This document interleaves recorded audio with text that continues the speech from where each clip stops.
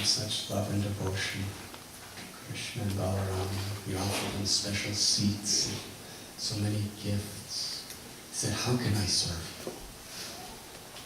Krishna said, the 6 sons of Devaki, I believe they're here somewhere. And Bali Maharaj said, yes, they are. So Krishna took these 6, it appears they were still babies, I don't know. It doesn't specifically say in the Bhagavatam. But Krishna brought the 6 sons back. And Devaki had such motherly affection for them. One by one, she embraced them with such love. And even though, my God, they were born years before her. Now Krishna is the Prince of Dwarka, and they're his older brothers. But her motherly affection, milk, began to flow from her breasts.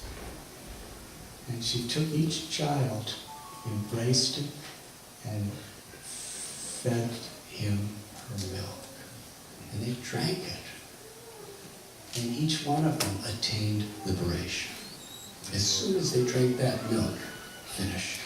Material life was finished. They had attained the ultimate perfection. Because it describes, Vishwanath Chakravarti Thakur, that night, when Krishna was sent to Gokul, Devaki was thinking that it's a long walk across the Yamuna and he might get hungry. So quickly, before she sent Krishna, she fed Krishna her milk. And therefore, anything that came from her was his Mahaprasad. This is the power of Mahaprasad. So she fed these children of hers Krishna's Mahaprasad breast milk. And all 6 of them attained liberation, perfection, and then returned to the planets of the rishis, where they had come from, before they were cursed. Krishna's natural gratitude being expressed to his mother. And we can speak for so many millenniums about Krishna's gratitude to Yashoda.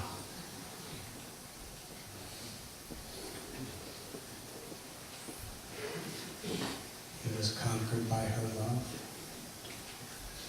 She bound him with a rope. He revealed the universe within his mouth when she was trying to feed him some milk.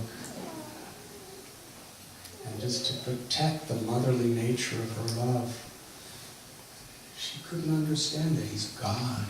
She was thinking, maybe he's sick or something. All these mountains and oceans and planets are in his mouth. I'm in his mouth. Yogamaya. He closed his mouth and smiled, and all she could see was my lovely son. She just wanted to serve. And as Sri Chaitanya Mahaprabhu, I'd like to just share an incident of his love for Sachi and Sachi's love for him. Sachi Mata, her life, her soul, her everything was Nimai. Vishwarupa left, Jagannath Mishra had passed away. She only lived for Nimai. And one day Nimai told Nityananda Prabhu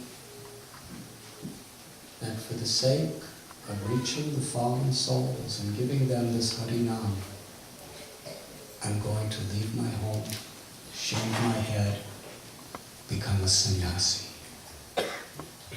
Nityananda Prabhu was practically paralyzed. How could you think like this? How could you do like this? But ultimately, whatever is your will, you will do. And Lord Chaitanya asked Nityananda, I cannot do it without your permission.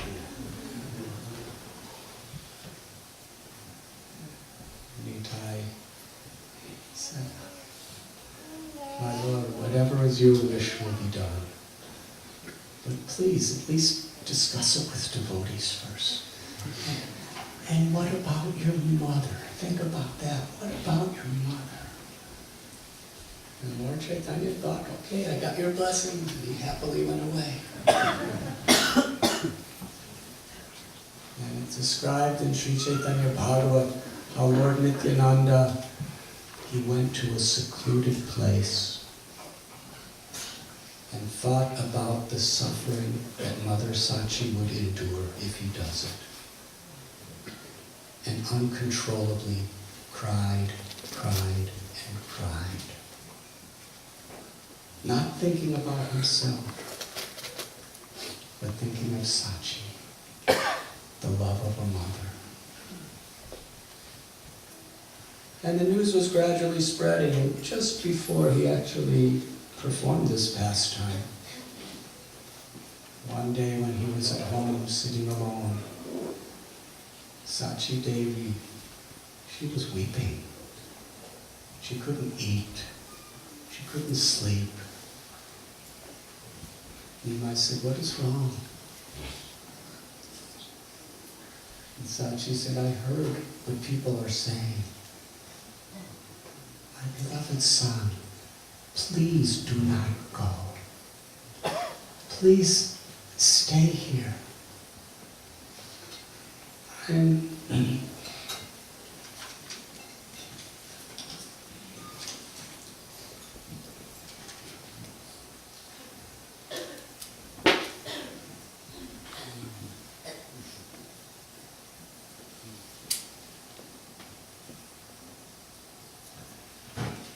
she said that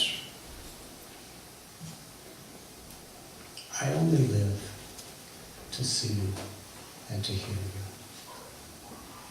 When I see your beautiful moonlight face, your lotus-like eyes, your beautiful teeth like the kunda flowers, and when I hear your words which are like showers of nectar, it's my only happiness in life. Please do not go.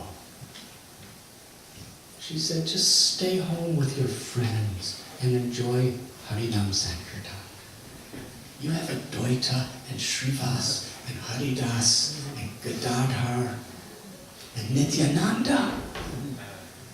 Everyone in Navadvip here, we love you. Just stay home and enjoy your Sankirtan pastimes. You have incarnated in this world to teach religious principles. What kind of religious principle is it to leave a widowed mother to suffer and die? Is that the standard that you are going to set for the world? Your elder brother Vishwarup left me and took sannyas. Your father left me and went back to Vaikuntha. You're all I have. If you leave me, I will die. Is this your idea of how to teach the world by your example? To kill your own mother in the worst suffering?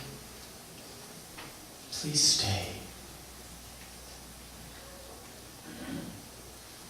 Lord Gauranga was so moved by his mother that he was speechless for some time. He couldn't even look at her face. He had to just look down. And finally he spoke. He said, my dear mother, we can never be separated. You are my eternal mother. You do not remember, but I remember. You were Prishni, and I was your son, Prishni Garba. You were Aditi, and I became your son, Vamanadev. You were Devahuti, and you loved me as your son, as Kapila Dev. You were Kaushalya, and I was Ram. You were Devaki and Yashoda, and I was Krishna. please understand this, Mother. We can never be separated. And then he told her that after I leave this world, or after I leave this house to establish the Sankirtan movement all over the world, you will be my mother still. And as Mother Earth, you will be the mother of my deity form. And as the tongues of my devotees, I will take birth from you as the holy names. Hare Krishna, Krishna Krishna, Hare Hare, Hare Ram, Ram, Hare Hare. Never be separated, my mother. She was crying, but the Lord was so convincing that she was a little pacified. Until one night, it was Makara Sankranti in January, where Sri Chaitanya Mahaprabhu decided in his heart that he was going to leave early the next morning. And somehow or other, so many people came, all of his devotees came to his house, mystically. And it was like a celebration to be with the Lord on this holy day. And he was just telling them all, just always be together and chant the names of Krishna. Whether you're eating or whether you're sleeping or whether you're walking or whether you're working, whatever you may be doing, chant the names of Krishna. Together do kirtan. And I'll always be with you. And they were giving him gifts. And late at night, after everyone left, Kolavecha Sridhar, he was the last person to come. A little pumpkin grew from the roof of his straw roof of his hut. And he came to bring that pumpkin to Nima. Lord Chaitanya reciprocated with Sridhar, this poverty-stricken little banana leaf seller, and he was thinking, how could I leave without honoring the gift of the love of my devotee? So he told Sachi Devi, please make kheer out of pumpkin. And just at that moment, somebody came to the house and offered some milk. So she cooked milk, pumpkin, and whatever other ingredients, and Sachi Mata. This was his last supper, as they say. It was cooked by Sachi with the ingredients given by Sridhar. And Lord Chaitanya ate it, and then went to take rest. But Sachi Mata did not rest.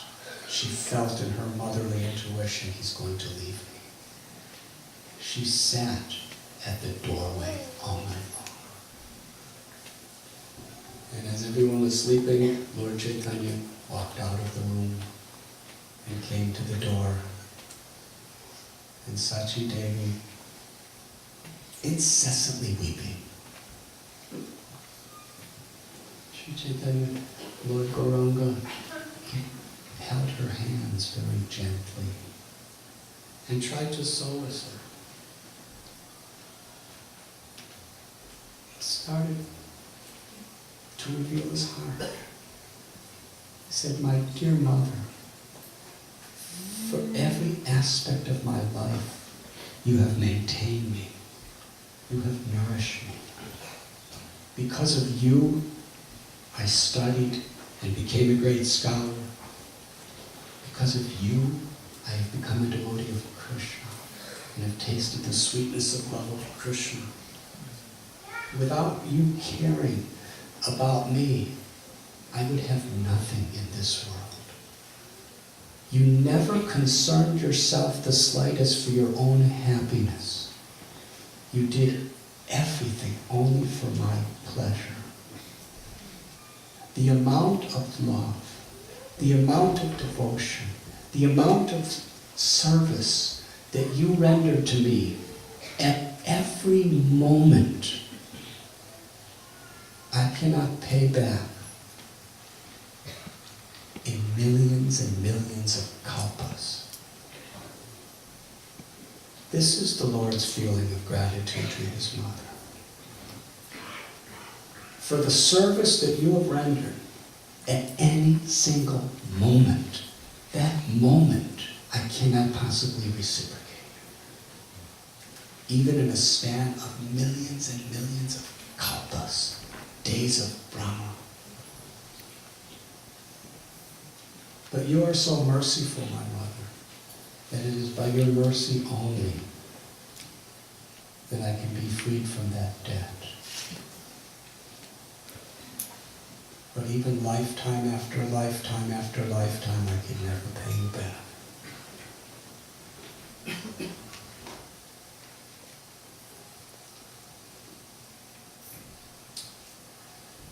And then the Lord explained how Krishna is independent. He brings people together and then he separates people. That is his own inconceivable will beyond ourselves. But I promise you, Mother, that I shall take care of all your worldly and spiritual needs forever. You have nothing to fear. I will always be with you. Sachi Devi did not say a word. Silently, like a statue. Torrents and rivers of tears were just pouring from her eyes. And after saying again, I owe you everything and I will take care of you, he asked her permission for him to go. And while crying silently, she nodded her head. This was your will, my son. Whatever makes you happy. And the last thing he did before leaving home, he bowed to his mother. He took the dust of her feet and put it on his head. He circumambulated her several times and departed. Now when Sri Chaitanya Mahaprabhu took sannyas in Katwa, by the arrangement of Lord Nityananda Prabhu, he was brought back to Shanti, where Sachi Devi came to meet him.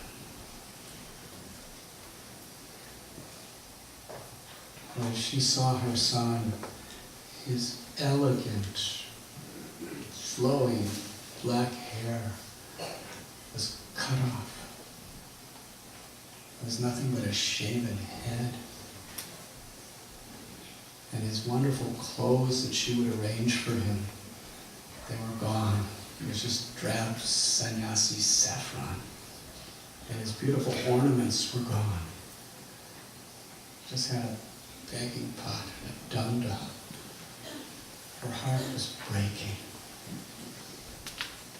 And Nimai went and offered his dandavats, his prostrated obeisances to his mother.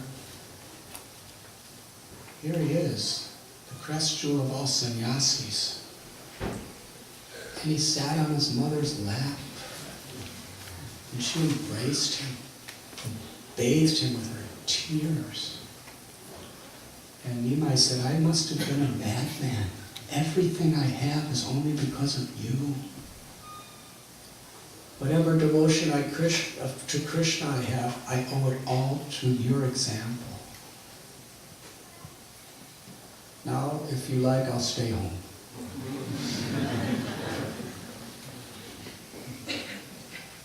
How Sachi Devi would like him to stay home. But her selfless motherly love, she was willing to endure her heart being broken into trillions of pieces if it assisted the Lord's mission.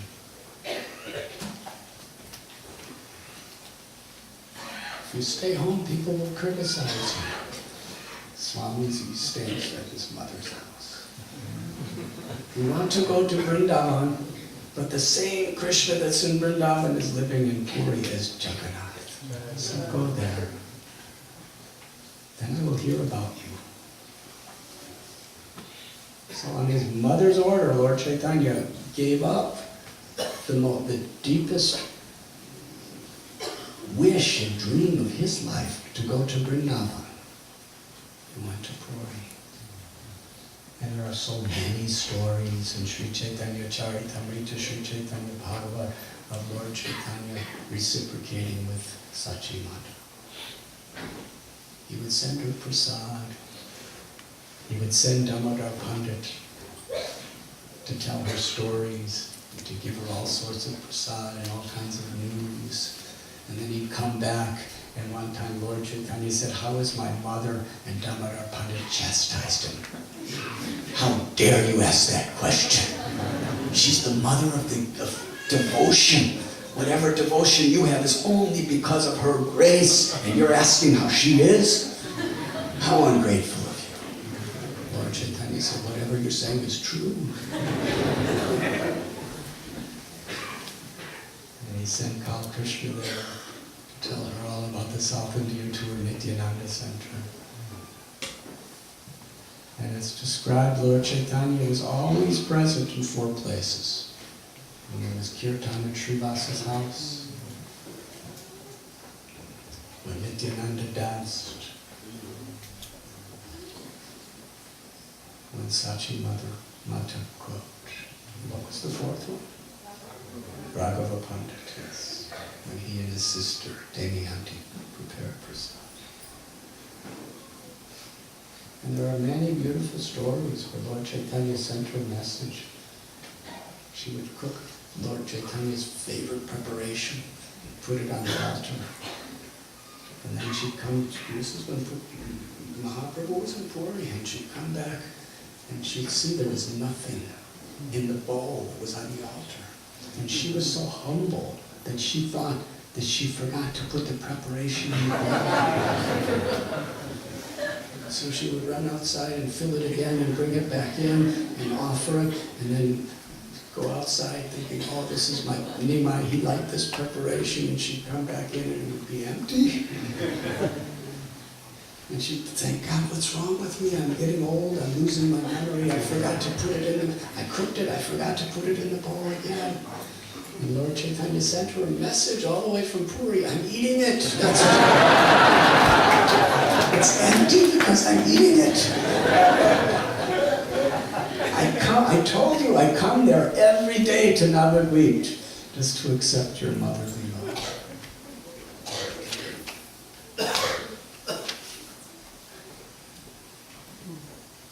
Sri Chaitanya Mahaprabhu is a devotee who taught us how to be, he's the Lord who taught us how to be a devotee by his example.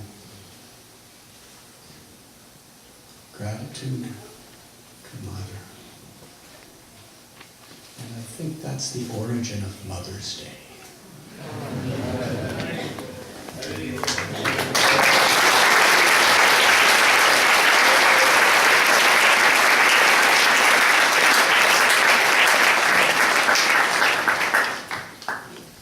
Srila Prabhupada explains that a mother's love for child is the purest kind of love in this material world. It's like the spirit of a mother's love of a child is very much, to understand it, a bridge to bring us into the spiritual realm of love. Savai pong samparo dharmo yatho bhaktir hokshaje hoitiki apratihata yatma suprasidit. Krishna tells the supreme dharma is transcendental loving service to the Lord, Sri Krishna. Such love must be unmotivated by any egoism, unmotivated by any selfishness, by any personal agenda or desire, and uninterrupted by any circumstance.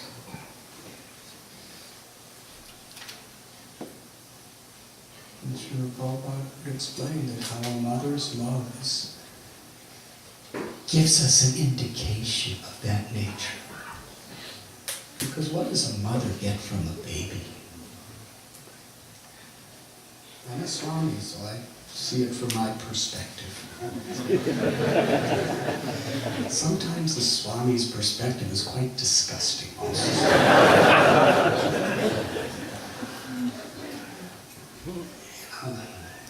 The baby's drooling and then the baby's passing stool and the mother's cleaning it, and the baby's passing urine and the mother's covered with it. And the mother's happy. Sri Chaitanya Mahaprabhu used this as an example of pure love. When Sanatana Goswami had those diseases all over his body from drinking water in the Charikanda forest, and Lord Chaitanya had him physically, he was suffering, it was itching, it was oozing, it was paining, and it smelled miserable. And he was like that for about 8 months. The Lord could have cured him, but he likes to teach through his devotees. And every time that Lord Chaitanya would meet Sanatana Goswami, he would embrace him. And all this blood and pus would get smeared on Lord Chaitanya's beautiful golden body. Sanatana would try to run away, but Lord Chaitanya had long arms. So he always captured him.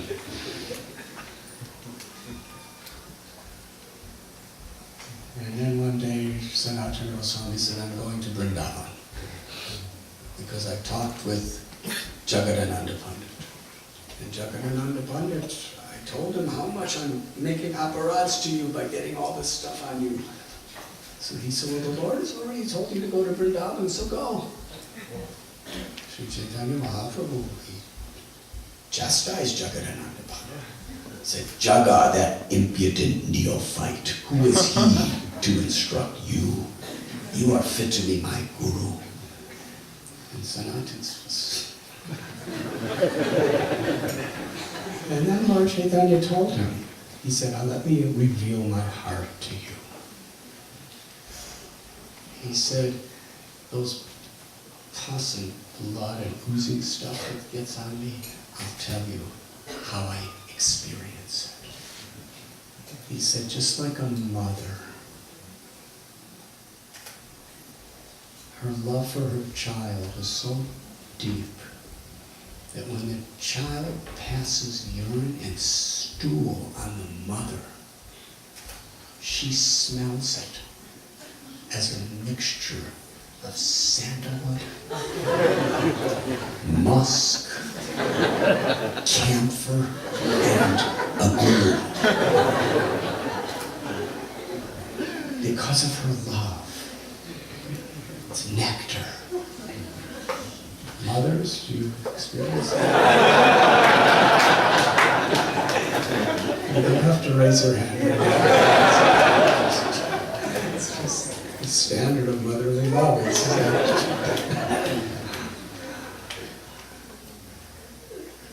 It doesn't smell that way to your nose. It smells that way in your heart. Because in bhakti, it's very, very deep and profound. In bhakti, at the beginning, we see through the eyes of Scripture to awaken this love of God, through the eyes of Prabhupada and the great acharyas. But as our devotion awakens, we see through our heart, we hear through our heart, we taste through our heart. When we're eating prasad, it's Krishna's grace. Raghunath Das Goswami was eating with the cow spit out, those broken, rejected, decomposed rice. And when Lord Chaitanya tasted it, he said, I have never tasted such nectar. He was tasting with his heart. We feel through our heart. We smell through our heart. When a devotee smells incense, it's not just a sweet fragrance. He tastes Krishna through the nose with the heart. He becomes intoxicated. That's bhakti. All of our senses are actually perceiving everything through the love of our heart. So in this way, yes, the stool of your baby, whatever color or consistency it may be, is the topmost fragrance offered to the deity. According to Lord Chaitanya, Chatushmata or something like that. Sandalwood, musk, a guru, and a camphor. Now, Swamis don't have that realization.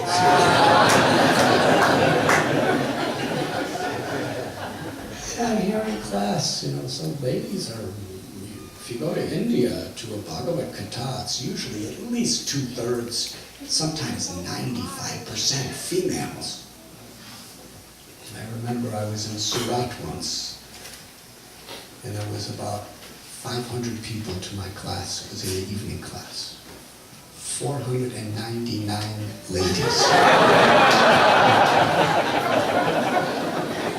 And one man holding a baby.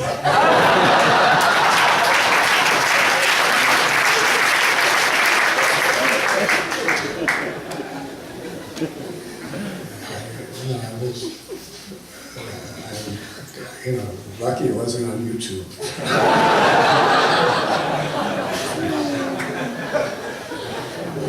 So I gave a class. I was enthusiastic. And then after the class, I'm just curious, Mataji's, where's all the men? And they told me there's a cricket game. They're watching it on television.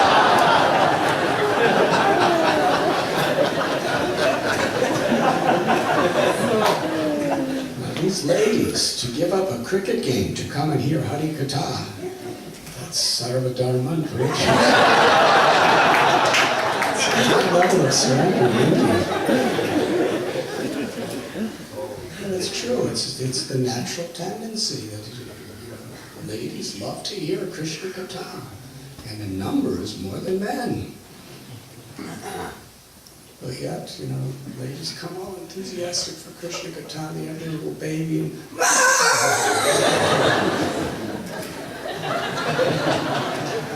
and they immediately run outside, and so many sacrifices, every moment. And every single one of us, who are we? Our mothers stayed up all night. We were in the womb of our mothers. And, as a Swami, I don't know what that feels like, but I can imagine. If I eat too many chickpeas, pains in my stomach. Can you imagine an 8 or 9 pound human being in your stomach? And recently I met this one lady, where was it? Somewhere. And it was in New Jersey. She had triplets. 3 human beings in her stomach at the same time. And you start getting sick, and they start kicking you, and you're just surviving just because of love, natural love. And then the real austerity comes when it's born. Totally 100% dependent on you. And they cry. We were doing this, every one of us. We would not be alive if our mother didn't love us.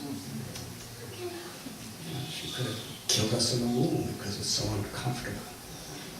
She could have just dismissed us when we were babies. And a devotee never, ever, ever forgets anyone who has ever done anything to help them. That's the quality of a devotee. It's not that we're just grateful to Vaishnavas. The devotee was grateful to anyone who has ever helped us. And our mother was saving our life at every moment for years, for our first years, giving us a foundation. Srila Prabhupada, how much he loved his mother and father. And he explains, and what they gave me, to the fullest degree my Guru Maharaj had come.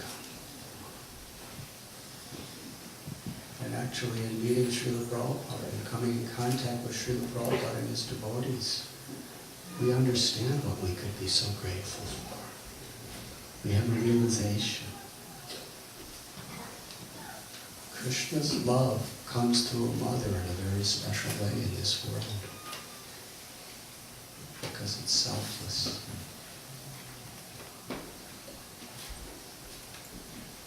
And one of Srila Prabhupada's most blessed, intimate, dearest disciples, daughters, someone who was really a universal mother for our whole movement, was Yamuna Devi Prabhu. By Prabhupada and Krishna's inconceivable arrangement, were taken from us on this physical platform quite recently. And what a mother she was. She had no biological children. And she really felt every devotee of Srila Prabhupada in all generations were like her own children. I remember the first time I saw her. I had just come down from the Himalayas, where I was living with all these very, very staunch, austere sadhus. It's a really hard life, the way they live. And I happened to be at this cross Maidan before I met Prabhupada there. I came in and somebody gave me a Krishna book. It's a long story, but I was very happy. He didn't give it to me, he let me borrow it. Because I had no money, and devotees don't usually give you books. I told him I'll beg for it. He'd say, okay, go out and beg. But in the meanwhile, he wanted to give me like a sample, so I was sitting and reading. And as I was reading, it was during the day, there was hardly anyone in the big tent. But on the stage was Yamuna Devi. She was all alone. She was wearing a sari and playing the harmonium and singing. It was so beautiful. And her eyes were closed. It was so deep, with such devotion, such emotion.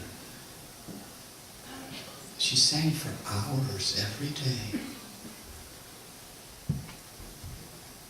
And gradually more and more people were coming, and almost everybody I saw was hypnotized by her devotion. And I remember I was thinking at that time, something so special is in this lady's heart. Such a devotion, such a love, such a grace that she personifies. And seeing Yamuna Devi, most of these Nagababas and sadhus and rishis and sages and meditators, they seemed insignificant compared to her. I was anxious to find out who's her guru. But he was going to come hours and hours later. That was my first meeting with Yamuna Devi. I was afraid to approach her because I thought she was some sort of deity or something. It's like a goddess. But I did approach her later, and she was very wonderful. And then, of course, after some time traveling, I ended up living in Vrindavan. Prabhupada came, and I saw that Guru Das and Yamuna were always serving, and Malati Devi was always giving me prasad. What a mother she was. First time I ever had Krishna prasad in my life was there at Cross Maidan in Bombay. Malati Devi came to me and offered me an incredible plate of prasad with a smile and said, "Take this prasad." And I was so happy because I was really hungry. And she was so busy. Saraswati was running around all over the place, and she was catching Saraswati, and in between she was doing so many... Malati Devi, she's like, when she does devotional service, it's kind of like the feminine version of the universal form.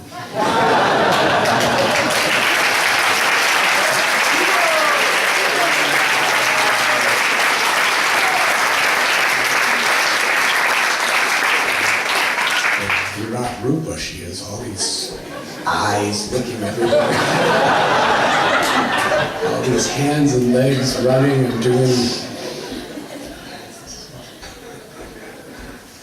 Still she had time to give me seconds on samosas and seconds on halwa. Just caring for me.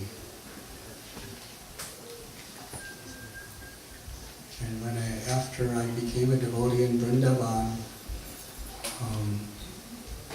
all the devotees left and everything. And then I had to leave, and I went to Nepal. And from Nepal, I only had a 2-week visa in India before I had to leave for the West, and I came to Vrindavan. And while I was away, Yamuna Devi and Guru Das, they moved into Radha Damodar Temple. I remember going there and meeting them. That had such an impact. Because I was just wandering around seeing all my old Babaji Sadhu and Brijvasi friends, but I came there to meet them. And I was sitting in a little room in an upstairs, just a simple place. And I was just overhearing them talking. Every single sentence was about pleasing Srila Prabhupada. Prabhupada wanted like this. Srila Prabhupada wanted like this. We should do like this for Prabhupada. And Yamuna Devi, in whatever she said, it was everything with such emotion, such devotion for Srila Prabhupada. And I remember feeling at that time, because I had seen so many devotees, so many Paramahamsas and great saints in Vrindavan, the degree of total dedication, surrender, and 24-hour-a-day meditation on Guru. This is what she embodied. Her every breath, her every heartbeat was an offering to Prabhupada. And that deeply affected me. Because, I have to be honest, because of my anarthas, I love Prabhupada, but I kind of didn't know how to deal with ISKCON devotees. Because living in Vrindavan, I'm not like that anymore. At least sometimes.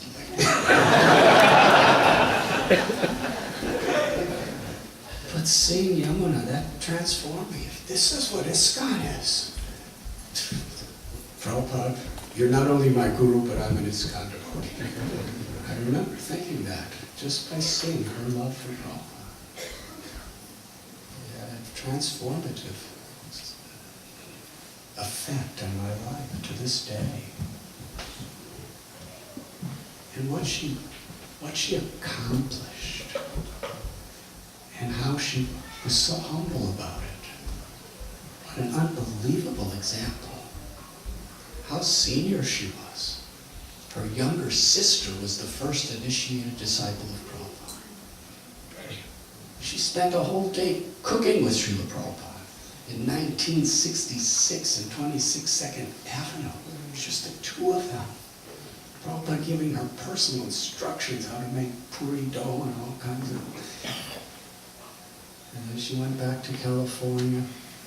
And at the end of 66, beginning of 67, Mukunda Maharaj and Janaki came. And they just told her Prabhupada's coming, and she was right there with Shamsundar and Gurudas and Malati Devi. And just think of what these 6 people had done.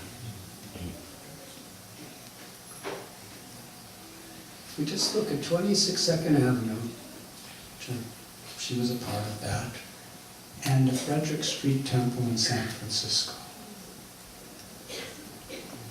It's not just what happened there. As instruments of Prabhupada, the people that became devotees in those 2 places went all over the world.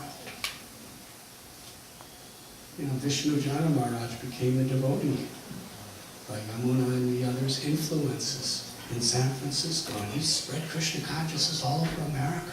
Tamal Krishna Goswami became a devotee there. She was like their mother. They established Krishna consciousness in Europe and India. Madhu Visa established Krishna consciousness in Australia. And they themselves established in England, India. Practically the whole world was very much under the influence of her preaching and her 5 other associates, wherever they went. What a debt we owe them on behalf of Prabhupada. And her singing. Shamsundar Prabhu told me that George Harrison said that she had the greatest voice, and he could make her a world-famous singer. He could do it. Now, when George Harrison says that, you have to take it very seriously, because he was still in the Beatles at that time. Anything the Beatles wanted. He said, I can make you one of the greatest musical personalities in the world. She just wanted to serve Prabhupada. She didn't want that. Prabhupada called him to India, she just went home. But her singing, the Hare Krishna mantra which she sings, it was the #1 song in many countries of Europe. Govinda Vari Purusham. Srila Prabhupada said it was a transcendental devotional symphony of devotion. And some devotees complained. They stopped playing Govinda Vari Purusham. I think it was LA. And Prabhupada said, why you were not playing? And they said, because, you know, there's brahmacharis and sannyasis, and it's a woman's voice. Prabhupada said it is a transcendental symphony of devotion. It should be played in every temple every day.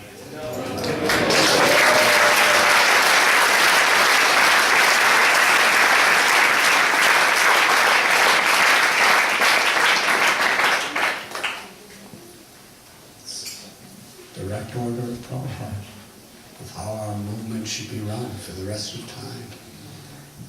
It's amazing. And Prabhupada is, it's not that she just was a good singer. She just put her heart, her soul, her life in everything she did because it was for Prabhupada. She was such a perfectionist. I remember once at the Pune Yatra in India, she was teaching us, I can't remember the number, but she was teaching us all the different ways that Srila Prabhupada sang the morning melody. Such details. And she would sing them so beautifully. And like about 10 or 11 different ways that Prabhupada sang the morning melody. To me, it kind of all, I always thought it was the same morning melody. But she scrutinizingly, with such love and devotion, studied every intonation of Prabhupada's voice when she would listen to him, feeling his love, feeling his devotion, feeling his compassion, and emulated it. And she was singing these, and it was like just like listening to Prabhupada in a female's voice. It was unbelievable. And then I learned so many things. I can't sing that way. But that's just how absorbed she was. There's a famous statement where Prabhupada told, I think, to know Krishna Goswami or somebody, that she has attained bhava. It's love of God, love of Krishna. And Prabhupada told her to cook for him. She was so absorbed in learning how to cook for Prabhupada. When she found out what Prabhupada liked, she would find every possible detail of how to make it. She would go to people's houses, learn how to cook. She would go to Prabhupada's godbrothers to learn how to cook. She would go to Prabhupada's sister to learn how to cook, just to make everything perfect for Prabhupada. How many of us have that enthusiasm? And Prabhupada loved her cooking. And as an offering to Srila Prabhupada, she wrote a cookbook, Lord Krishna's Cuisine, something like that. And it was the #1 rated cookbook in the world. And she talks about Krishna and Prabhupada. Unbelievable. It's just her absorption in bhakti.